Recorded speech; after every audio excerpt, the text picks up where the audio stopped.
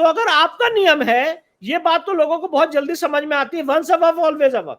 अरे भैया, सनातन शास्त्र शाश्वत नियम है, सनातन शास्त्रिक नियम है कि once a temple always a temple, और समय के अंत तक मंदिर रहती है। सुप्रीम कोर्ट ने राम मंदिर के केस में पैरा 116 117 में ये बात होल्ड की है कि मूर्ति टूटने से या मंदिर टूटने से मंदिर का अस्तित्व खत्म नहीं होता है। क्या कारण था, मैं पूछना चाहता हूं, कि सोमनाथ मंदिर का इतनी बार रेस्टोरेशन कराया गया? आप तोड़ते गए, हम रेस्टोर कराते गए, आप तोड़ते गए, हम रेस्टोर कराते गए, क्योंकि शास्त्रिक नियम है कि अगर आप मेरी मूर्ति को तोड़ देंगे, हमारे शिवलिंग को तोड़ देंगे, तो भगवान वहां पे इनविजिबल फॉर्म में, अप्रत्यक्ष फॉर्म में वहीं रहेंगे।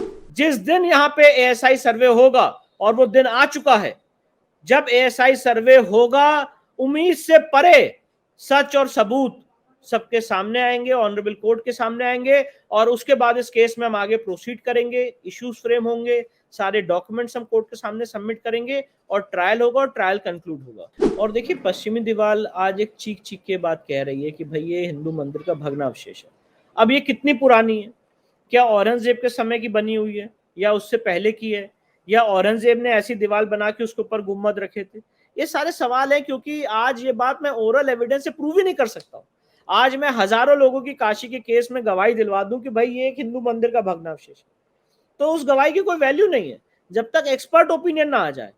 और जिसका ये केस है अंजुमन इंतजामिया का कि भाई ये हमारे बादशाह सलामत औरंगजेब ने बनाई है, वो इस केस में तर्क के मैदान से ना भागे, वो इस केस में कमीशन की कार्रवाई करें, उसमें पार्टिसिपेट करें, और प्रूफ करें कि ये औरंगजेब ने बनाई थी। ये मेरा ओपन चैलेंज है, प्रूफ करें कि ये औरंगजेब ने बनाई थी।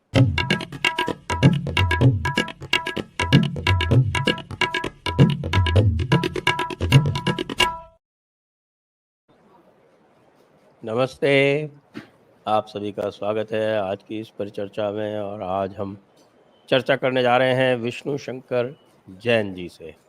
जी हाँ, और आपने बिल्कुल सही समझा, बात करेंगे विशेषकर जो कल आदेश हुआ है काशी ज्ञानवापी परिसर के एएसआई सर्वे के बाबत, और थोड़ी बहुत बात हम मथुरा की भी करेंगे। आपका स्वागत है विष्णु जी। धन्यवाद।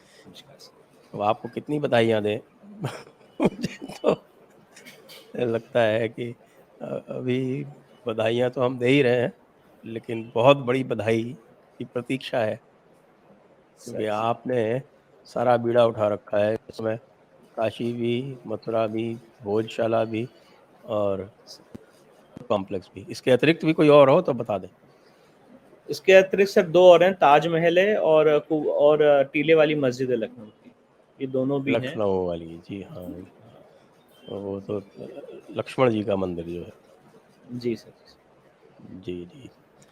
तो कल का जो आदेश आया है उसमें मैंने देखा कि आपने जितनी भी प्रेयर्स की थी A to L, तो L तो थी कि एनी अदर ऑर्डर, तो बेसिकली A to K जो भी आपने प्रेयर्स की थी वो कोर्ट ने उसमें सब पे आदेश आपके पक्ष में दे दिया है सर। तो दर्शकों को ये बताएं कि ये सर्वे जो है आपने क्यों मांगा, और आपके जो 11 प्रेयर्स थी जो ग्रांट हुई हैं वे क्या है।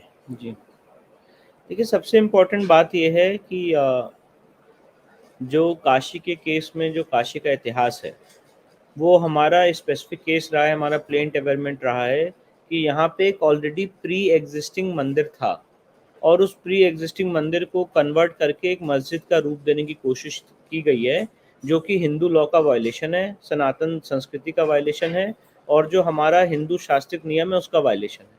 अब सवाल ये उठता है कि जब हम एडवोकेट कमीशन की कार्रवाई वहाँ पे लेके गए थे 6 और 7 मई को, और 14, 15 और 16 मई 2022 को, तो उस कमीशन की कार्रवाई का जो स्कोप था बड़ा लिमिटेड था कि आप वहाँ पे जाके मौके की वस्तु स्थिति पता करके कोर्ट को उसके बारे में रिपोर्ट करें। हम वहाँ स्ट्रक्चर के साथ कोई भी छेड़छाड़ नहीं कर सकते थे।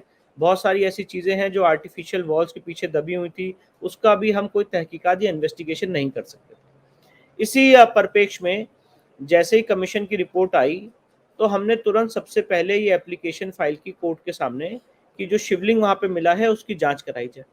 ऑनरेबल डिस्ट्रिक्ट कोर्ट वाराणसी ने उस मांग को रिजेक्ट कर दिया 14 अक्टूबर को। उसके अगेंस्ट हम इलाहाबाद हाईकोर्ट गए। इलाहाबाद हाईकोर्ट में honourable mister justice Arvind Kumar Mishra 1 का फैसला आया 12 मई को। 2023 को, जिसमें उन्होंने कहा कि नई एएसआई की 52 पेजेस की रिपोर्ट है, जिसमें एएसआई कहता है कि एसर्टेन किया जा सकता है कि ये फाउंटेन है कि नहीं है और इसकी जांच आगे बढ़नी चाहिए। उस ऑर्डर के अगेंस्ट इस समय अंजुमन इंतजामिया सुप्रीम कोर्ट आया हुआ है। सुप्रीम कोर्ट ने उस ऑर्डर को डेफर किया हुआ है 19 मई को, क्योंकि सुप्रीम कोर्ट का वेकेशन का लास्ट वर्किंग डे था और वो उस ऑर्डर की डीपर स्क्रूटनी करना चाहते थे, पर ऑर्डर के मेरिट्स पे सुप्रीम कोर्ट ने कोई कमेंट नहीं किया था। In the mean time supreme court ने एक आदेश और पारित किया था 20 मई 2022 को, जिसमें सुप्रीम कोर्ट ने ट्रायल कोर्ट को निर्देशित कर रखा था कि वो ट्रायल में आगे प्रोसीड करे। ये सुप्रीम कोर्ट का स्पेसिफिक डायरेक्शन है 20 मई 2022 के ऑर्डर का। अब ट्रायल अगर आगे प्रोसीड होना है तो ट्रायल कैसे प्रोसीड होगा? जब किसी आदमी ने प्लेन फाइल किया है 7/11 वो जीत चुका है, जब किसी आदमी ने प्लेन फाइल किया है उसमें डिफेंडेंट्स का WS आ चुका है, तो नेक्स्ट स्टेज आती है कि जो भी आप एप्लीकेशन फाइल करना चाहते हैं आप एप्लीकेशन फाइल करिए। और जैसे ही इलाहाबाद हाईकोर्ट का ऑर्डर आया था 12 मई 2023 का, तुरंत 16 मई 2023 को हमने एप्लीकेशन मूव की थी कि वजू टैंक का जो मामला है वो उस समय सुप्रीम कोर्ट में विचाराधीन है। वो जब सुप्रीम कोर्ट उसमें अपनी क्लीन चिट देगा तब देगा, पर जो बाकी पूरा परिसर है वजू टैंक को छोड़ के बाकी इंटायर एरिया जो बैरिकेडिंग के अंदर है, जो समय खसरा नंबर 9130 में है, उसका एएसआई द्वारा सर्वेक्षण कराया जाए। और इसमें हमने ये कहा था कि जो 3 सेंट्रल डोम है, इसके नीचे हिंदू मंदिर का शिखर है, इसकी जांच की जाए। जो वेस्टर्न वॉल है तथाकथित मस्जिद की, उसकी जांच की जाए कि ये कितनी पुरानी है। जो वेस्टर्न वॉल से लेके बैरिकेडिंग तक एक खाली एरिया है, वहां पे जीपीआर सर्वे किया जाए और अगर कोई चीजें मिले जीपीआर सर्वे में तो उसकी खुदाई की जाए। साथ ही साथ जो व्यास जी का तहखाना है उसकी जांच की जाए, वहां पे खुदाई की जाए। साथ ही साथ जो पिलर मिले हैं वो कितने पुराने हैं, वो क्या औरंगजेब ने बनवाए थे कि उससे पहले के बने हुए हैं, इसकी जांच की जाए। और सबसे महत्वपूर्ण बात, जो सेंट्रल डोम के नीचे धप-धप की आवाज आ रही है और एक हॉलो साउंड आ रही है जो आर्टिफिशियल वॉल से बंद है, उसकी जांच की जाए जीपीआर द्वारा। और अगर आर्टिफिशियल वॉल है तो उसको हटा के वहां पे नीचे जाने की परमिशन दी जाए। तो ये सारे काम आर्कियोलॉजिकल सर्वे ऑफ इंडिया जो एक्सपर्ट बॉडी है, जो प्रीमियर इंस्टीट्यूशन है इस कंट्री का, वही करने के लिए सक्षम है। ऐसा सुप्रीम कोर्ट 2020 1 SCC पेज 1 के पैरा 658 में राम मंदिर के केस में सुप्रीम कोर्ट ऐसा व्यू ले चुका है। और इस्माइल फारूकी के केस में जब प्रेसिडेंशियल रेफरेंस हुआ था कि आप ये बताइए कि भाई वहां पे मंदिर तोड़ के मस्जिद बना कि नहीं, तो सुप्रीम कोर्ट ने कहा था ये काम एएसआई कर सकता है। पैरा 151 में 1994 6 SCC पेज 360 में पैरा 151 में सुप्रीम कोर्ट ने ये व्यू लिया था। तो इसी दृष्टिकोण से, इसी परिप्रेक्ष्य में हमने एएसआई की ये मांग की थी। ऑनरेबल डिस्ट्रिक्ट कोर्ट ने हमारे बातों को सुना, साथ ही साथ अंजुमन इंतजामिया की बातों को सुना, और उसके बाद कल ऑनरेबल डिस्ट्रिक्ट कोर्ट वाराणसी ने ऐतिहासिक फैसला देते हुए, मैं इसे एक लैंडमार्क जजमेंट कहूंगा, जिसमें ऑनरेबल डिस्ट्रिक्ट कोर्ट वाराणसी ने हमारी सारी एप्लीकेशन में जितनी हमारी मांगे थी उसको मान लिया है और ये निर्देशित किया है कि बिना स्ट्रक्चर को डैमेज पहुंचाए हुए वहां पे हर एक एरिया का सर्वेक्षण किया जाए आर्कियोलॉजिकल सर्वे ऑफ इंडिया द्वारा। और ये सर्वे तुरंत शुरू होना है और इसकी रिपोर्ट कोर्ट के सामने 4 अगस्त 2023 को सबमिट करने का निर्देश ऑनरेबल कोर्ट ने पारित किया है। तो ये बेसिकली हमारी बात है और हमारा ऐसा मानना है कि अगर मैं आज ये कह रहा हूँ, बहुत लॉजिकल बात मैं आपके सामने रखना चाहता हूँ, अगर आज मैं ये कह रहा हूँ कि जो वेस्टर्न वॉल है ये एक हिंदू मंदिर का भग्नावशेष है, तो क्या इसको मैं ओरल गवाही से प्रूव कर सकता हूँ? अगर आज मैं ये कह रहा हूँ कि जो सेंट्रल डोम है उसके नीचे हिंदू मंदिर के शिखर हैं और औरंगजेब का बनाया हुआ कंस्ट्रक्शन नहीं है, तो क्या ये बात मैं ओरल गवाही से प्रूव कर सकता हूँ? अगर आज मैं ये कह रहा हूँ कि जो वहां पे हिंदू मंदिर के खंबे हैं उसकी जांच की जाए, तो क्या ये बात मैं ओरल गवाही से प्रूव कर सकता हूँ? अगर आज मैं ये कह रहा हूँ कि आज भी वहां पे आर्टिफिशियल वॉल्स के पीछे बहुत सारे राज छुपे हुए हैं, उसको जीपीआर सर्वे और एक्सकेवेशन के माध्यम से और बाकी मॉडर्न टेक्निक्स के माध्यम से देखा जाए, तो क्या ये बात मैं ओरल एविडेंस से प्रूफ कर सकता हूं? एक ही जवाब हो सकता है कि इसके लिए ओरल गवाही नहीं हो सकती है और इसके लिए एक्सपर्ट ओपिनियन और साइंटिफिक सर्वे और साइंटिफिक इन्वेस्टिगेशन की जरूरत है। सीपीसी में ऑर्डर 26 रूल 10A में इसकी व्यवस्था है कि कोर्ट साइंटिफिक सर्वे का कमीशन जारी कर सकता है स्पॉट पोजीशन जानने के लिए और एक्चुअल जितनी बातें हैं वो जानने के लिए, और उसके बाद वो जो रिपोर्ट आएगी वो कोर्ट के सामने प्रस्तुत की जाएगी। जिसको उसके खिलाफ कोई ऑब्जेक्शन है वो अपना ऑब्जेक्शन कोर्ट के सामने रखेगा और उसके बाद वो कमीशन की रिपोर्ट कोर्ट के रिकॉर्ड का पार्ट बनेगी। ये बेसिक सीपीसी का कंसेप्ट है। तो इस परिप्रेक्ष्य में, इस दृष्टिकोण से ये एप्लीकेशन दी थी और कल ऑनरेबल कोर्ट ने इस एप्लीकेशन को अलाउ किया है और मुझे पूरी उम्मीद है कि आगे आने वाले समय में वहाँ का एएसआई, वहाँ पे ज्ञान व्यापी परिसर में बैरिकेडिंग के अंदर एएसआई द्वारा सर्वेक्षण कराया जाएगा। और जब ये सर्वेक्षण होगा, मैं आपके चैनल के माध्यम से कहना चाहता हूँ कि बहुत सारे अनसुलझे राज, बहुत सारे ऐसे राज जो आज तक लोगों के सामने नहीं आए, वो आएंगे। हमारा केस और मजबूत होगा और उसके बाद हम इस केस में आगे बढ़ेंगे। इश्यूज फ्रेम होंगे, जो हमारे पास हिस्टोरिकल रिकॉर्ड्स हैं उसको एग्जिबिट किया जाएगा, ओरल और डॉक्यूमेंट्री एविडेंस हम कोर्ट के सामने रखेंगे और उसके बाद कोर्ट का जजमेंट आएगा, एडमिशन डिनायल होगा, ये सारी प्रक्रिया आगे बढ़ेगी। जो ऑर्डर 7 रूल 11 का जो चैलेंज था इलाहाबाद हाई कोर्ट में, उसका क्या स्टेटस है? देखिए, ऑर्डर 7 रूल 11 का पहले हम matter honourable district court Varanasi में 12 सितंबर 2022 को जीत चुके थे। उसके अगेंस्ट अंजुमन इंतजामिया इलाहाबाद हाई कोर्ट गए थे और इलाहाबाद हाई कोर्ट ने डिटेल्ड हियरिंग करने के बाद फैसला सुरक्षित किया था। और इस 31 मई 2023 को honourable mister justice J Munir साहब की एकल बेंच ने, सिंगल बेंच ने उस रिवीजन पिटिशन को अंजुमन इंतजामिया की डिसमिस कर दिया है। तो पॉइंट इन इशू ये है कि ऑर्डर 7 रूल 11 हम 2 कोर्ट से जीत चुके हैं। From 2 courts we have won the issue of order 7 rule 11 और डिस्ट्रिक्ट कोर्ट वाराणसी और इलाहाबाद हाई कोर्ट ये होल्ड कर चुका है कि भाई यहाँ पे places of worship act apply नहीं होता है, क्योंकि इनकी क्लियर प्लीडिंग है और इनका प्लेंट अवेयरमेंट है कि नवंबर 1993 तक इस तथाकथित ज्ञान व्यापी मस्जिद के अंदर हिंदू समाज के लोग पूजा करते चले आ रहे थे। और ये हिस्टोरिकल फैक्ट है कि व्यास जी उस तहखाने में पूजा कर रहे थे। प्लेसेस ऑफ वर्शिप एक्ट का मर्डर करके व्यास जी को उस तहखाने से डिस्पोजेस किया गया। प्लेसेस ऑफ वर्शिप एक्ट का मर्डर करके जो मां श्रृंगार गौरी की इस तथाकथित मस्जिद की वेस्टर्न साइड पे पूजा हो रही थी, उसको बैरिकेडिंग लगा के बाहर किया गया। प्लेसेस ऑफ वर्शिप एक्ट के उल्लंघन में उसका मर्डर करके हनुमान जी और गणेश जी की जो पूजा इस प्रीमाइसेस के अंदर हो रही थी, जो पीपल के पेड़ थे उनकी पूजा हो रही थी, उन सबको बाहर फेंका गया। तो इसीलिए प्लेसेस ऑफ वर्शिप एक्ट का उल्लंघन यहाँ पे हमारे लिए हुआ है। प्लेसेस ऑफ वर्शिप एक्ट का उल्लंघन अंजुमन इंतजामिया ने और उस समय की राज्य सरकार ने किया है। और मैं आपको यह भी बताना चाहता हूं आपके चैनल के माध्यम से, जब ये मैटर इलाहाबाद हाईकोर्ट में था, राज्य सरकार के additional advocate general MC Chaturvedi से पूछा था इलाहाबाद हाईकोर्ट ने कि क्या कोई रिटन ऑर्डर है जिससे आपने बैरिकेडिंग लगाई, किस आदेश से आपने बैरिकेडिंग लगाई और किस आदेश से पूजा रोकी गई है। उनके वकील ने यही कहा कोर्ट में कि हमारे पास कोई रिटन ऑर्डर नहीं है, there is no written order by which Maa Shringar Gauri की पूजा रोकी गई। और आज भी साल में वैशंतिक नवरात्र के चौथे दिन इसकी साल में एक बार पूजा की जाती है मां श्रृंगार गौरी की। तो जो पूजा एक बार हो सकती है वो रोज क्यों नहीं हो सकती? और मां का जो मूल स्थान था वहां से आपने हमें क्यों विस्थापित किया? ये सारे प्रश्न हैं जो आगे सिविल सूट में हम प्रूव करेंगे। पर यह साबित करने के लिए कि औरंगजेब एक आक्रांता था, एक क्रूर शासक था, जिसने हजारों मंदिर तोड़े, जिसने ज्ञान व्यापी मंदिर भी तोड़ा, जिसने कितने मन जनेऊ जलाए, जिसने कितने मंदिरों का विध्वंस किया, जिसने हमसे जजिया टैक्स लिया, जिसने कितने लोगों को कन्वर्ट किया।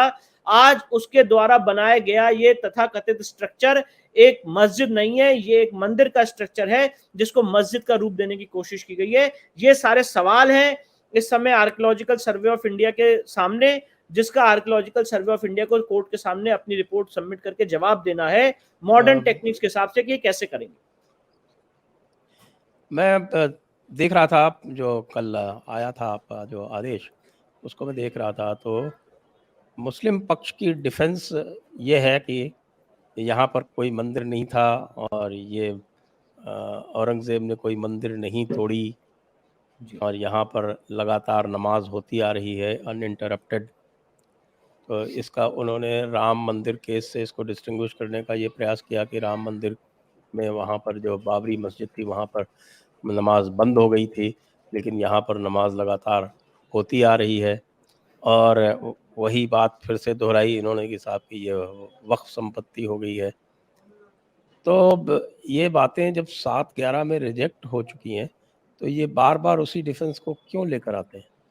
ये बार बार उस डिफेंस को इसलिए लेके आते हैं कि मेरिट पे जवाब नहीं। सिर्फ ये, मैं तो आपके सामने बहुत सारे सबूत दे सकता हूँ, मैं बनारस इलस्ट्रेटेड किताब का जिक्र कर सकता हूं जो जेम्स प्रिंसेप ने लिखी थी, जो उस समय के डिस्ट्रिक्ट मजिस्ट्रेट थे बनारस के। मैं डीएम वॉटसन की उस चिट्ठी का 1809 में जिक्र कर सकता हूं जिसमें उन्होंने कहा था कि ये जगह हिंदुओं को दे दी जाए। बनारस इलस्ट्रेटेड किताब में जेम्स प्रिंसेप ने कहा था कि अष्टमंडप का मंदिर यहाँ पे मौजूद था। मैं उन यात्रा वृतांत का वर्णन कर सकता हूँ जहाँ पे इटालियन ट्रैवलर्स, फ्रेंच ट्रैवलर्स आए थे जिन्होंने कहा था कि यहाँ ज्ञान व्यापी का भव्य शिवलिंग है जिसमें लोग पूजा करते हैं, जल चढ़ाते हैं और वो जल गंगा जल में जाके सम्मिलित होता है। मैं उसका जिक्र कर सकता हूँ ए एस अल्ट्रेकर की किताब का, जिसमें ए एस अल्ट्रेकर जो वेल नोन हिस्टोरियन, उन्होंने कहा था कि मंदिर तोड़ने के बाद भी हिंदू तथाकथित मस्जिद की प्लिंथ पे पूजा करते रहे, चौखट पे पूजा करते रहे, ये मानते हुए कि हमारे ईश्वर हमारे आराध्य अंदर हैं। मैं दीन मोहम्मद के उन 12 लोगों की गवाहियों का जिक्र कर सकता हूँ जहाँ पे उन 12 लोगों ने गवाही दी थी ब्रिटिश सरकार में दीन मोहम्मद के केस में 1936 में कॉन्स्टिट्यूशन आने से पहले कि हम इन जगहों पे तथाकथित मस्जिद में पूजा करते चले आ रहे हैं। पर अगर आज आप अंजुमन इंतजामिया से पूछेंगे कि भाई आपके पास क्या प्रूफ है, तो सिर्फ ये कहने के अलावा कि हमारे बादशाह औरंगजेब ने इस मस्जिद को बनाया और हम यहाँ नमाज पढ़ते आ रहे हैं, इसके अलावा उनके पास कोई प्रूफ नहीं है। तो बात ऐसी है और पॉइंट इन इश्यू ये है कि कौन प्रायर इन टाइम है, पहले कौन था। हमारा ये केस है कि हम उनसे पहले वहां पे एग्जिस्ट करते थे और समय जब ये सृष्टि की उत्पत्ति हुई, सृष्टि का जो केंद्र था वो काशी था, तब से वहां पे हमारी पूजा पाठ और हमारा वहां पे बिलीफ और आस्था है कि वहां पे हम भाई पूजा पाठ कर रहे हैं। और जो 12 ज्योतिर्लिंग हैं उनमें से 5 ज्योतिर्लिंग स्वयंभू हैं। उन 5 स्वयंभू ज्योतिर्लिंग में जो सबसे पहला ज्योतिर्लिंग है वो आदि विश्वेश्वर का ज्योतिर्लिंग है। ये उनका मूल स्थान है जहाँ पे पूजा पाठ चलती चली आ रही थी। इसलिए ये सिर्फ आस्था का केस नहीं है, ये स्पॉट अगर कोई इंस्पेक्ट कर ले तो ये स्पॉट चीख चीख के कह रहा है, ये स्ट्रक्चर चीख चीख के कह रहा है कि एक हिंदू मंदिर का भग्नावशेष है, इसीलिए वहां पे जांच कराई जाए। इसीलिए एडवोकेट कमीशन की कार्रवाई ले गए थे और इसीलिए ये एएसआई की कार्रवाई ले गए थे। और जो लोग ये कह रहे हैं कि भाई ये शिवलिंग नहीं फाउंटेन है, मैं आपके चैनल के माध्यम से कहना चाहता हूं कि जब हमने कहा कि ये शिवलिंग है, उसके बाद हमारा क्या दायित्व बनता था? हमारा दायित्व बनता था कि अपनी बात को टेक्निक्स के हिसाब से और एक्सपर्ट ओपिनियन के हिसाब से प्रूफ करें।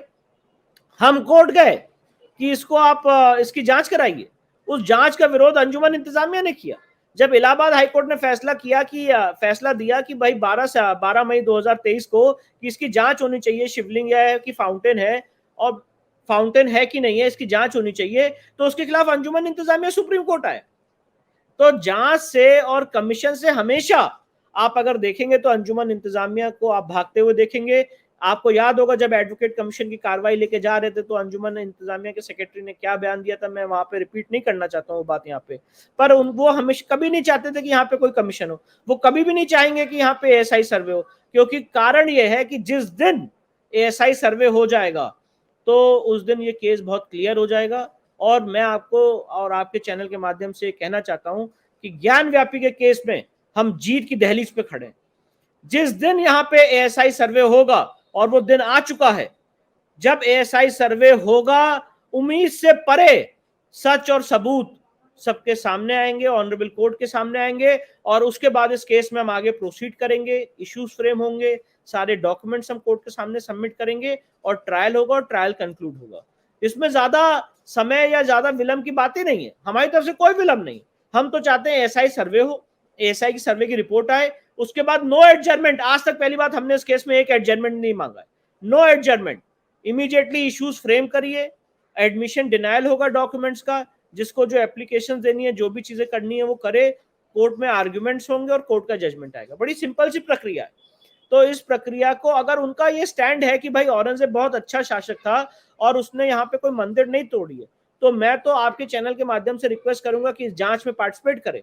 मैं आपके चैनल के माध्यम से ये रिक्वेस्ट करूंगा कि वो ट्रायल में आगे बढ़े और देखते हैं कोर्ट क्या फैसला देती है। ये तो तर्क का मैदान है, यहाँ पे ना मेरी बात चलनी है ना किसी की बात चलनी है। जो लीगल इश्यूज हैं,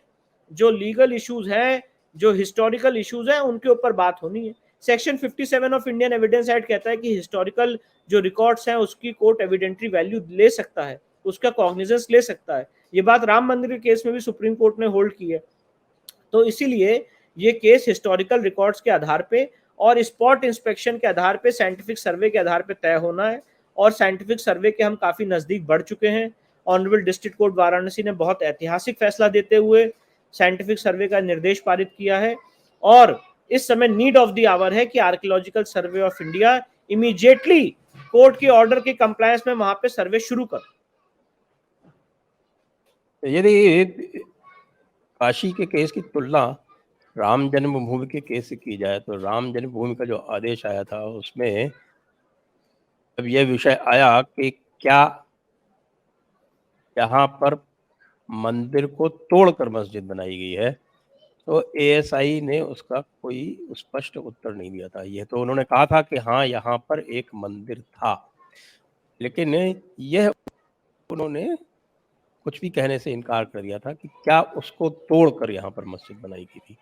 आपको तो ध्यान होगा। हमने इसीलिए, हाँ बिल्कुल, हमने इसीलिए, अगर जी, आप जी। कोर्ट का तो डायरेक्शन मैं देखेंगे, उसमें फिर जो है वो प्री एग्जिस्टिंग आस्था के आधार पर जो वो निर्णय आया था, उसमें और इसमें क्या अंतर है? उसमें और इसमें ये अंतर है। पहली बात, राम मंदिर के केस में सबसे इम्पोर्टेंट बात यह है कि प्री एग्जिस्टिंग आस्था भी नहीं थी, उसे मैं कहूँगा प्री एग्जिस्टिंग एक हिस्टोरिकल और कल्चरल रिकॉर्ड था।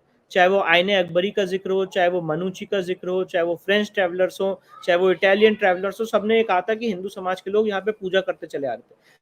दूसरी बात यह है कि राम मंदिर के केस में वहां पे 14 कसौटी के पिलर्स मिले थे, जो हिंदू मंदिर का आर्किटेक्चर था, और ये पूरी तथाकथित बाबरी मस्जिद यहाँ पे उस 14 कसौटी के खंभों के ऊपर, 14 कसौटी के पिलर्स के ऊपर खड़ी हुई थी। तीसरी सबसे महत्वपूर्ण बात यह है कि राम मंदिर के केस में वहां पे एक शिलालेख मिला था, जिसमें यह कहा हुआ था कि ये फरिश्तों के उतरने की जगह है। तो राम मंदिर के केस में बहुत सारे ऐसे फैक्ट्स थे जिसको सही से, मैं आपके चैनल के माध्यम से कहना चाहूंगा, उतना सही से सुप्रीम कोर्ट ने भी उसको अप्रिशिएट नहीं किया, पर सुप्रीम कोर्ट ने अपनी 142 की पावर एक्सरसाइज करते हुए वो पूरा परिसर हमें दिया, पर मेरिट पे और बेहतर जजमेंट आ सकता था, ये बात मैं कहना चाहता हूं। दूसरी बात यह है कि राम मंदिर के केस में एएसआई से जो प्रश्न पूछा गया था और आज जो प्रश्न है उसमें थोड़ा सा अंतर है। हमने ये प्रश्न पूछा है अपनी एप्लीकेशन में और कोर्ट ने डायरेक्शन दिया है कि आप ये बताइए कि क्या ये जो स्ट्रक्चर है ये औरंगजेब के समय का है कि उससे पहले का है, weather a pre existing structure of a Hindu nature is existing. तोड़ा है कि नहीं तोड़ा है, हम इस सवाल पे गए ही नहीं है, ना ये सवाल है एएसआई के सामने। सवाल एएसआई के सामने ये है कि आज ये जो स्ट्रक्चर खड़ा हुआ है ये कितना पुराना है, क्या ये औरंगजेब के समय का है या उससे पहले का है, और क्या इसका जो नेचर है, कैरेक्टर है, वो हिंदू मंदिर का है कि नहीं। ये मूलभूत सवाल है। तो अगर आज इस मूलभूत का सवाल एएसआई देगी अपनी मॉडर्न टेक्निक के हिसाब से और अपनी रिपोर्ट के हिसाब से, तो उससे हमारे केस को बल मिलेगा। और राम मंदिर के केस में और इस केस के फैक्ट्स में बहुत बड़ा अंतर है, क्योंकि राम मंदिर के केस से पहले और भगवान शिव का, भगवान भोलेनाथ का हिस्टोरिकल रिकॉर्ड मिलता है, चाहे वो स्कंद पुराणों, शिव महापुराणों, काशी महात्मों, जितने हमारे ग्रंथ हैं उसमें वहां पे पूजा पाठ का होती आ रही है। काशी का क्या महत्व है ये हमारे शास्त्रिक नियमों में लिखा हुआ है। और इसीलिए आज प्रश्न ये है, और ये इस केस के फैक्ट्स राम मंदिर के केस के फैक्ट से थोड़े से अलग हैं, थोड़े से भिन्न हैं। हाँ, बिल्कुल मैं आपकी बात से एग्री करता हूं कि राम मंदिर का जो एक केस का फैसला आया है वो एक बहुत बड़ा दृष्टिकोण बना है, बहुत बड़ा मार्ग बना है कि इन तरह के केसेस को किस तरह से कंडक्ट करना चाहिए। इन तरह के केसेस में क्या रिक्वायरमेंट होती है पेपर की, क्या रिक्वायरमेंट होती है डॉक्यूमेंट्स की, क्या रिक्वायरमेंट होती है कोर्ट के सामने, वो एक बहुत बड़ा दृष्टिकोण बना है। उससे हमने बहुत चीजें सीखी हैं कि हमने क्या गलती की, सीखी है कि कोर्ट किस तरह का व्यू ले सकती है, और ये सीखा है कि आगे आने वाले में समय में हमें किस चीज से सचेत रहना चाहिए। जी, तो यहाँ पर हम देखते हैं विशेषकर जो पश्चिमी दीवार है, तो जी। उसको तो कोई भी देख के कह देगा, बच्चा भी देख के कह देगा कि ये तो एक हिंदू स्ट्रक्चर है। ये अलग बात है कि उसको एविडेंस के माध्यम से आपको सिद्ध करना है और इसलिए एएसआई की आवश्यकता है, वरना उसको तो देखकर कोई भी कह सकता है। और मेरे विचार से जो अधिकतर उसके जो फोटोग्राफ्स आते हैं पब्लिक में और प्रिंट में या आपके इलेक्ट्रॉनिक मीडिया में, वो सारे के सारे अधिकतर मतलब 90% कहूँगा, वो उसी पश्चिमी दीवार के ही आते हैं। ये क्या मैं सही कह रहा हूँ? बिल्कुल सही कह रहे हैं आप। और देखिए, पश्चिमी दीवार आज एक चीख के बात कह रही है कि भाई ये हिंदू मंदिर का भग्नावशेष है।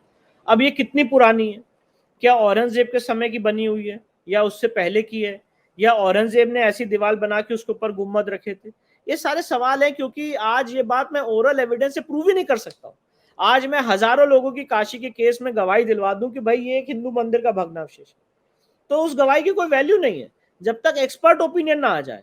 और इसीलिए section 45 of Indian evidence act में एक्सपर्ट ओपिनियन का प्रावधान है। कोर्ट को पावर है कि वो एक्सपर्ट ओपिनियन मंगा सकती है, और इसीलिए आज एक्सपर्ट ओपिनियन मंगाई जा रही है।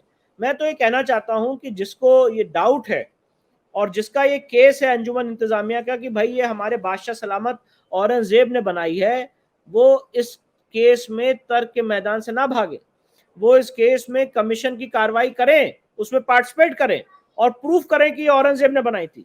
ये मेरा ओपन चैलेंज है, प्रूफ करें कि ये औरंगजेब ने बनाई थी, आर्कियोलॉजिकल सर्वे के सामने प्रूफ करें और कोर्ट के सामने प्रूफ करें।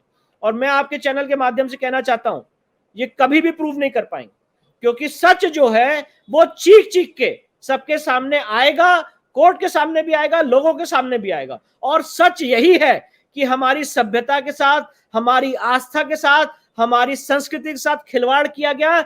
जो हमारी आस्था का मूल केंद्र था, जो हम लोग के लिए, जिसके मैं कहूंगा क्रेडल ऑफ सिविलाइजेशन था, मदर ऑफ सिविलाइजेशन था, सृष्टि की उत्पत्ति से पहले काशी का अस्तित्व है और समय के अंत तक काशी का अस्तित्व रहेगा। काशी जो भोलेनाथ को, आदि विश्वेश्वर को सबसे प्यारी थी, जहां पे 5 कोस के क्षेत्र में अविमुक्त क्षेत्र, इसको स्वयं महादेव ने घोषित किया। आज उस क्षेत्र के साथ खिलवाड़ करने का काम अंजुमन इंतजामिया ने किया है और औरंगजेब ने किया है, और औरंगजेब ने जो अपनी तलवार के माध्यम से किया है, आज ये हमारा प्रयत्न है, हमारी कोशिश है कि उसको कोर्ट के माध्यम से, कलम के माध्यम से उस बर्बरता को, उस निर्लज्जता को, उसको रेक्टिफाई करने का हम काम करें, जिसके लिए हम लोग बराबर अग्रसर हैं। दो जो आर्ग्यूमेंट बार बार आते हैं मुस्लिम पक्ष की ओर से कि once a mosque always a mosque और once a waqf always a waqf, तो इसको आगे चलकर कैसे मीट आउट करेंगे? देखिए 7-11 में तो हो गया, लेकिन 7-11 में वो भी कहते हैं कि भाई वो केवल प्लेंट के ऊपर क्या आपने प्लीडिंग्स लिए हैं, उसके बेसिस पे डिसाइड आपने बड़ा इंटरेस्टिंग सवाल पूछा है, मैं इसका जवाब देता हूं। भाई वफ होने के 2 नियम हैं, वफ 2 ही तरह से हो सकती है। वफ, मैं इसमें नहीं जा रहा हूं कि वफ एक्ट कितना वैलिड है कितना नहीं इनवैलिड है, उसको एक बार के लिए भूल जाइए। जो अभी अभी कुछ क्लैरिफिकेशंस आए हैं सुप्रीम कोर्ट की ओर से, हाँ, उसमें भी उन्होंने वक्फ के सोर्स की ओर इंगित किया है, उसको भी साथ में ले लीजिएगा। जी, मैं देखिए बताना चाहता हूं कि वक्फ का बड़ा मूलभूत सिद्धांत है, चाहे आप मुल्ला का मोहम्मदन लॉ पढ़ लीजिए, चाहे आप बेली का मोहम्मदन लॉ पढ़ लीजिए, बड़ा मूलभूत सिद्धांत है कि वक्फ के लिए सबसे इंपॉर्टेंट है, जो वाकिफ है उसकी खुद की संपत्ति होनी चाहिए, सेल्फ एक्वायर्ड, अर्जित की हुई संपत्ति। लूटी मारी खाई संपत्ति पे कभी भी वैलिड वक्फ नहीं हो सकता। सब पहली बात, ये वक्फ की एक मूलभूत सिद्धांत है। दूसरी बात, वक्फ 2 तरह से हो सकता है। वक्फ बाय डेडिकेशन, आप डीड करें कि आज ये जो मेरी संपत्ति है, ये सेल्फ एक्वायर्ड संपत्ति है, मेरे जीवन काल में अर्जित की हुई संपत्ति है, इसको मैं आज से अल्लाह को डोनेट करता हूं, अल्लाह को गिफ्ट करता हूं। उसके बाद जो वाकिफ है उसका उसमें कोई कंट्रोल नहीं रह जाता है, वहां पे मुतवल्ली अपॉइंट होगा और वो हमेशा समय के अंत तक वक्फ रहती है। दूसरा कंसेप्ट है waqf by user. Waqf by user की थ्योरी तब आती है कि जब वहां पे वाकिफ का पता नहीं होता है कि इसने क्या, कब किसको वक्फ किया, कब वक्फ हुई है, बस बहुत दिनों से आप इसको यूज करते चले आ रहे हैं मस्जिद के रूप में, तो वहां पे वक्फ बाय यूजर की थ्योरी आती है। मैं आपके चैनल के माध्यम से बताना चाहता हूं कि ज्ञान व्यापी के केस में जो अंजुमन इंतजामिया का केस है, वो वक्फ बाय डेडिकेशन का है, वक्फ बाय डेडिकेशन का है, वक्फ बाय यूजर का केस नहीं है। और इसीलिए उन्होंने ये कहा कोर्ट में, डिस्ट्रिक्ट कोर्ट वाराणसी में, कि ये वक्फ बाय डेडिकेशन है और औरंगजेब ने आलमगीर मस्जिद के नाम से इस मस्जिद की तामील की थी। तो हमने उनसे पूछा कि भैया डॉक्यूमेंट दिखाइए कि औरंगजेब ने इसको कब डेडिकेट किया। मैं आपके चैनल के माध्यम से दीन मोहम्मद का केस कोट करना चाहता हूं, पैरा 40, जिसमें दीन मोहम्मद के केस में ये होल्ड किया गया कि वहां पे कोई डीड ऑफ डेडिकेशन नहीं दिखा पाए। जब हमने केस फाइल किया तो कोर्ट के सामने बात आई कि आप जरा डीड ऑफ डेडिकेशन दिखाइए या वक्फ का रजिस्ट्रेशन दिखा दीजिए। पहली बार डीड ऑफ डेडिकेशन नहीं है, बहुत अथॉरिटी से मैं कहना चाहता हूं, ज्ञान व्यापी के केस में औरंगजेब का वक्फ बाय डेडिकेशन या डीड ऑफ डेडिकेशन नहीं है, नहीं है। दूसरी बात, वक्फ का रजिस्ट्रेशन कैसे हुआ, तो उन्होंने कहा कि इसको वक्फ नंबर 100 के रूप में हमने दर्ज कराया है। जब वक्फ नंबर 100 की एंट्री का अवलोकन किया गया तो पता चला उससे पहले की जो एंट्रीज है उसमें खसरा नंबर लिखा हुआ है हर प्रॉपर्टी का। 100 नंबर के बाद जो इंद्राज है उसमें खसरा नंबर लिखा हुआ है प्रॉपर्टी का। इस संपत्ति का खसरा नंबर 9130 नहीं लिखा हुआ है, वो कॉलम ब्लैंक है, और वहां पे लिखा है वक्फ नंबर 100 के सामने आलमगीर मस्जिद, जो बिंदु माधव मंदिर को तोड़ के बनाई गई, उसे आलमगीर मस्जिद कहते हैं। इनके जितने रिकॉर्ड्स हैं, जो ज्ञान व्यापी में कैलेंडर भी लगा हुआ है, वो ज्ञान व्यापी मस्जिद के नाम से। तो आलमगीर मस्जिद की जो एंट्री थी, जो इंद्राज था, वो गलत इंद्राज था, फर्जी इंद्राज था, वो एक बात की बात है। पर assuming for the sake of argument कि आलमगीर मस्जिद का जो इंद्राज था वो इस मस्जिद का इंद्राज आप कह रहे हैं, तो वो भी इस मस्जिद का इंद्राज नहीं है। जो वक्फ मैनेजमेंट सिस्टम ऑफ इंडिया है, उसकी जो ऑफिशियल वेबसाइट है, उसमें इस जगह को वक्फ नंबर 100 के रूप में बताया गया है, पर कोई गजट नोटिफिकेशन नहीं है, और उसकी लोकेशन दिखाई गई है मड़ुआ डी। तो इसीलिए पॉइंट एंड इश्यू ये है कि ना ये वक्फ बाय, पहली बात कोई डीड ऑफ डेडिकेशन है नहीं, दूसरी बात वक्फ का कोई रजिस्ट्रेशन नहीं है, तो वक्फ एक्ट अप्लाई नहीं होता है। वक्फ एक्ट अप्लाई करने के लिए आपको डीड ऑफ डेडिकेशन चाहिए, आपको दिखाना पड़ेगा कि मेरे बादशाह सलामत औरंगजेब ने इसको डेडिकेट किया। जैसे शाहजहां का आज तक सुप्रीम कोर्ट में डीड ऑफ डेडिकेशन ताजमहल का नहीं दिखा पाए, 2018 से आज तक समय मांगा तो नहीं दिखा पाए, उसी तरह से इस केस में भी उन्होंने पहले ही दीन मोहम्मद के केस में लिख चुके हैं जजमेंट में कि यहाँ पे कोई वक्फ बाय डेडिकेशन नहीं है, और वक्फ बाय यूजर की थ्योरी अप्लाई नहीं होती है, क्योंकि आपका केस है कि औरंगजेब के समय से ये मस्जिद बनी है और हम इसको यूज करते आ रहे हैं, और औरंगजेब ने इसको वक्फ घोषित किया, तो घोषित किया तो उसका प्रमाण दिखा दीजिए। मैं आपके चैनल के माध्यम से बात बहुत जिम्मेदारी से कहता हूं, अगर घोषित किया औरंगजेब ने इसको वक्फ बाय डेडिकेशन, तो उसकी वक्फ डीड दिखा दीजिए। दूसरा, जो रजिस्ट्रेशन किया वो रजिस्ट्रेशन टोटल फर्जी है, टोटल फर्जी है। तो वक्फ एक्ट का यहाँ पे कोई एप्लीकेशन नहीं है। और उसके अलावा सुप्रीम कोर्ट ने 2010 में जजमेंट दिया था रमेश गोविंद राम के केस में, 1979 के 3 जज बेंच सुप्रीम कोर्ट को फॉलो करते हुए, जिसमें कहा था कि अगर एक पक्ष मुसलमान है और एक पक्ष नॉन मुस्लिम है, तो वहां पे वक्फ एक्ट 1995 अप्लाई नहीं होता है। तो ये जो पूरा वक्फ का जो थ्योरी है, इसका कोई भी लीगल बेसिस नहीं। मैं तो यहाँ पे सर बहुत ही रिकॉर्ड पे बात कर रहा हूँ, फैक्ट्स पे बात कर रहा हूँ। मैं यहाँ पे, आप मेरी बात मत मानिए, बिकम अ डेविल्स एडवोकेट। तो वक्फ का कोई तो डॉक्यूमेंट दिखाएं ये प्रूफ करने के लिए कि ये वक्फ है, ये वैलिड वक्फ है, कोई डॉक्यूमेंट नहीं है। इसीलिए, और दूसरी बात, मैं एक और बात कहना चाहता हूं, एक बात और कहना चाहता हूं आपके सवाल के जवाब देते हुए। आप कह रहे हैं कि ये वक्फ है, अंजुमन इंतजामिया कह रहा है वक्फ है, मैं कह रहा हूं कि ये सनातन मंदिर है, और सृष्टि की उत्पत्ति से आज तक ये हमारी आस्था का केंद्र रहा है, मंदिर रहा है, बराबर मंदिर है। तो अगर आपका नियम है, ये बात तो लोगों को बहुत जल्दी समझ में आती है, once a waqf always a वक्फ। अरे भैया, सनातन शाश्वत नियम है, सनातन शास्त्रिक नियम है कि once a temple always a temple, और समय के अंत तक मंदिर रहती है। सुप्रीम कोर्ट ने राम मंदिर के केस में पैरा 116 117 में ये बात होल्ड की है कि मूर्ति टूटने से या मंदिर टूटने से मंदिर का अस्तित्व खत्म नहीं होता है। क्या कारण था, मैं पूछना चाहता हूं, कि सोमनाथ मंदिर का इतनी बार रेस्टोरेशन कराया गया, आप तोड़ते गए हम रेस्टोर कराते गए, आप तोड़ते गए हम रेस्टोर कराते गए, क्योंकि शास्त्रिक नियम है कि अगर आप मेरी मूर्ति को तोड़ देंगे, हमारे शिवलिंग को तोड़ देंगे, तो भगवान वहां पे इनविजिबल फॉर्म में, अप्रत्यक्ष फॉर्म में वहीं रहेंगे, वहां पे उनका अस्तित्व खत्म नहीं होगा। और इसीलिए रेस्टोरेशन की प्रक्रिया चलती रहती है। सुप्रीम कोर्ट ने इस प्रक्रिया को अपहोल्ड किया राम मंदिर के केस में, और उन्होंने कहा है कि कोई बाढ़ आ जाए, कुछ भी हो जाए, अर्थक्वेक आ जाए, मंदिर, क्या कहते हैं, देवता का जो अस्तित्व है वो खत्म नहीं होता। और जो आदमी मंदिर की स्थापना करता है, वो जो पायस कमिटमेंट लेता है, वो जो पायस कमिटमेंट लेता है मंदिर की स्थापना करने का, उस पायस कमिटमेंट की जुडिशियल वैल्यू है, उस पायस कमिटमेंट की जुडिशियल स्क्रूटनी है, उस पायस कमिटमेंट की लीगल एंटिटी है।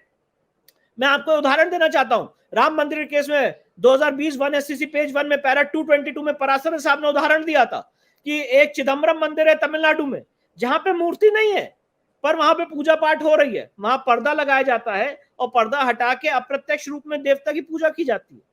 तो मूर्ति रहे ना रहे, हमारे अगर देवता का अस्तित्व था, तो वो समय के अंत तक देवता का अस्तित्व रहेगा। Once a temple always a temple, ये सनातन शास्त्रिक नियम है। और इसीलिए अगर एक पक्ष ये कह रहा है once a waqf always a वक्फ, दूसरा पक्ष ये कह रहा है once a temple always a temple, तो कैसे डिसाइड होगा? इसीलिए who is prior in time, पहले कौन था, इसीलिए पूरी कवायद की जा रही है। इसीलिए आर्कियोलॉजिकल सर्वे से पूछा जा रहा है कि पहले कौन था, जवाब बताइए, कितना पुराना है, कौन पहले था। इसके अतिरिक्त जो रेशो जिंदल सॉ लिमिटेड वाले केस में ले डाउन किया गया था, उसका इस पर इम्पैक्ट भी होगा?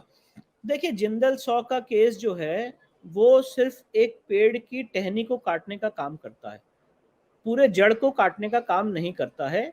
और इस केस में जिंदल 100 के जो प्रपोजिशन है वो उतना अप्लाई नहीं होगा, क्योंकि यहाँ पे जैसे मैंने आपके सामने भी डेमोन्स्ट्रेट किया, वफ है ही नहीं, वफ का रजिस्ट्रेशन ही फर्जी है, वफ का कोई डीड ऑफ डेडिकेशन ही नहीं है। तो जिंदल 100 का जो केस है, उसके जो फैक्ट्स है, उसका जो प्रोपोजिशन ऑफ लॉ है, वो तो ये अज्यूम करके चलता है कि भाई वफ है तो फिर कैसे कैसे होना है।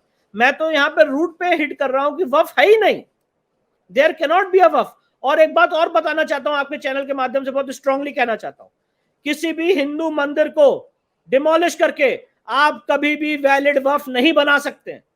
कोई भी इस्लामिक स्कॉलर इस देश में नहीं कह सकता है कि मंदिर तोड़ के उसको भग्नावशेष करके उसको कन्वर्ट करके हम यहाँ पे वैलिड वफ बना सकते हैं, हो ही नहीं सकता।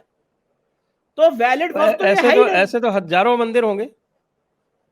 देखिए, जहां जहां हमारी ये लड़ाई है, जहां जहां मंदिर तोड़ के उसको गलत ढंग से मस्जिद का रूप देने की कोशिश की गई है, वहां वहां हमारी लीगल टीम उसको रेस्टोरेशन का काम करेगी और ये काम अनवरत चलता रहेगा, ये काम अनवरत चलता रहेगा। आप तो राजस्थान से आते हैं, जयपुर में हैं आप, वहां पे 2.5 दिन का झोपड़ा है, अजमेर में 2.5 दिन का झोपड़ा है, चीख चीख के वो स्ट्रक्चर कह रहा है कि भाई एक हिंदू मंदिर का स्ट्रक्चर है, आप उसमें नमाज पढ़ रहे हैं। जो आज उदयपुर है, वहां पे सास बहू मंदिर है, आज वहां पे वेडिंग फोटोग्राफी हो रही है, वहां पे क्या कहते हैं अलग अलग तरह की एक्टिविटीज हो रही हैं और देवता का अस्तित्व खत्म कर दिया गया है आर्कियोलॉजिकल प्रोटेक्टेड मॉन्यूमेंट।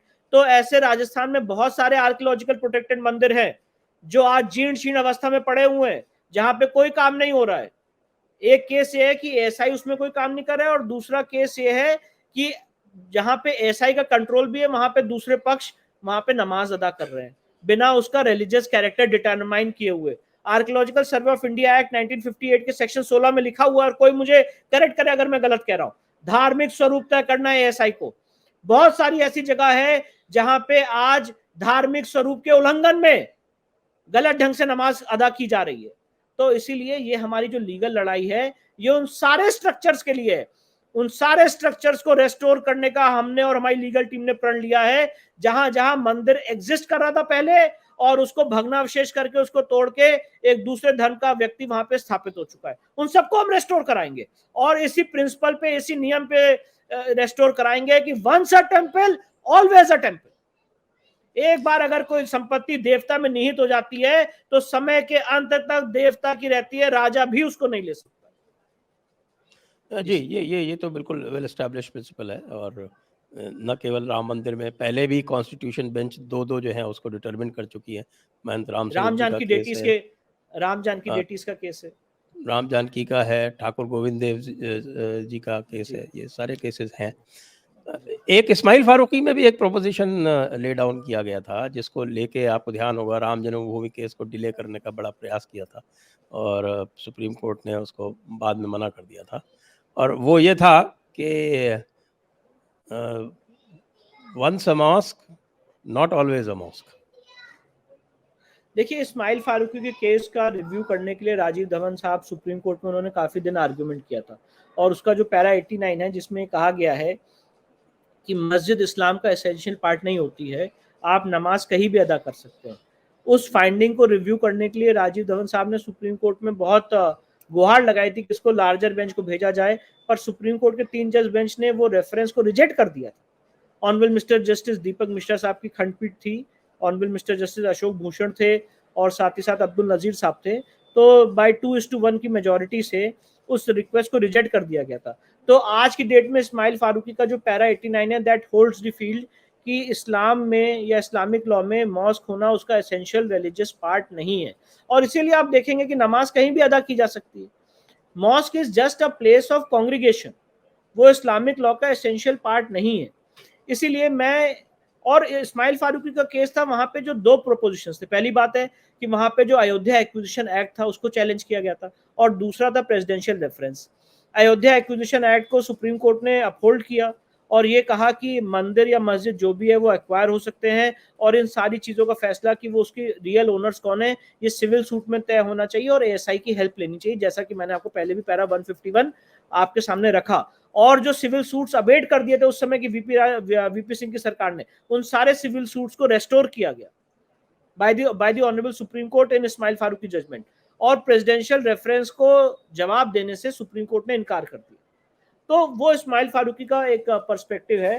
पर मैं आपके चैनल के माध्यम से कहना चाहता हूं कि सबसे इंपॉर्टेंट बात यह है आज की डेट में कि अगर आप वफ एक्ट का अध्ययन कर लें, जो बीके मुखर्जी का हिंदू लॉ है उसका अध्ययन कर लें, जो पीवी कार्णे जो भारत रत्न प्राप्त है उनकी आप जो धर्मशास्त्र उन्होंने जो 7 वॉल्यूम्स लिखा है उसका अध्ययन कर लें, गोपाल चंद्र शास्त्री का जो हिंदू लॉ है उसका अध्ययन कर लें, तो उसमें यही एक शाश्वत नियम उन्होंने लिखा है कि अगर एक बार किसी जगह मंदिर की स्थापना हो जाती है या स्वयंभू देवता वहां पे विराजमान होते हैं तो उसको कोई खत्म नहीं कर सकता, उसको कोई हटा नहीं सकता।